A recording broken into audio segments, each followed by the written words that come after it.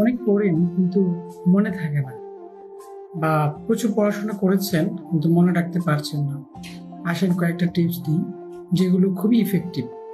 প্রথমত হচ্ছে, আপনি কোনো একটা বিষয় যেটা আসলে মুখস্থ করার বিষয় না, সেটা আপনি জোর করে মুখস্থ করছেন, সেটা কখনো করতে যাবেন না।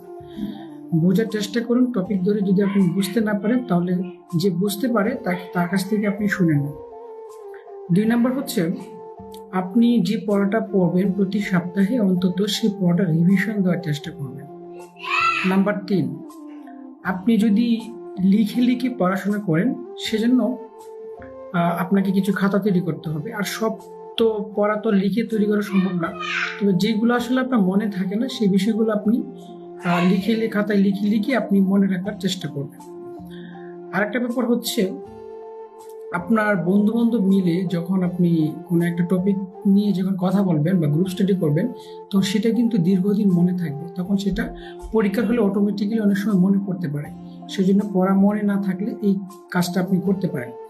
এখন ভার্চুয়ালি করা যায়, আবার দেখা যাচ্ছে আপনার সামনাসামনি বা ফিজিক্যালিও করা যেতে পারে।